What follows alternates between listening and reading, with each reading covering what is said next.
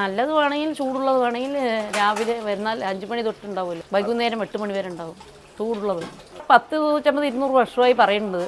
പക്ഷേ ചിറ്റൂരി അമ്മയാണ് കണ്ടുപിടിച്ചത് പറയണു. അവർ ജോലിയൊന്നും ഇല്ലാണ്ടായപ്പോൾ രാമശ്ശേരി ഇഡ്ഡലി ഉണ്ടാക്കി. ഞങ്ങളുടെ കുടുംബക്കാർ മാത്രമേ ഉണ്ടാക്കുന്നുള്ളൂ. ഞങ്ങളിപ്പോൾ ഇഡ്ഡലി ഉണ്ടാക്കുന്നുണ്ട്. 10-2000 ഇഡ്ഡലിൻ്റെ അടുത്ത് ദിവസം പോകും. മുമ്പൊക്കെ ഒരാഴ്ച ഇരുന്നു എന്നാണ് പറയണത്. ഇപ്പോൾ 2 ദിവസം വളമൊക്കെ ചേർത്തതുകൊണ്ട്. നെല്ലിൽ വളം ചേർത്തിട്ടല്ലേ വരുന്നത്, യൂറിയ സൾഫേറ്റൊക്കെ ചേർത്താതെ വരുമോ നെല്ല് വരുന്നുണ്ടോ? അപ്പോൾ അരിയിൽ വളം ചേർത്തതുകൊണ്ട് ഒരു ദിവസം മിനിമം ഇരിക്കും. ചട്നി, സാമ്പാർ, പൊടി, ഇഡ്ഡലിപ്പൊടി ഇവിടുത്തെ. പിന്നെ മുളക് ചമ്മന്തി, ചൂടുള്ളത് കഴിക്കണം. പിന്നെ ഇവിടെ അപ്പം ഉണ്ടാക്കുന്നത് കഴിക്കണം. പിന്നെ അരിയും ഉഴുന്നും ഉലുവയും അരച്ച് അതിന് പാകം ചെയ്തെടുക്കണം ഇഡ്ഡലിക്ക്. മുമ്പ് മൺചട്ടിയിലായിരുന്നു ഉണ്ടാക്കിക്കൊണ്ടിരുന്നത്. ഇപ്പോൾ അലുമിനിയം ചട്ടിയാണ്, പക്ഷെ മണ്ണിൻ്റെ ഓടുണ്ട്.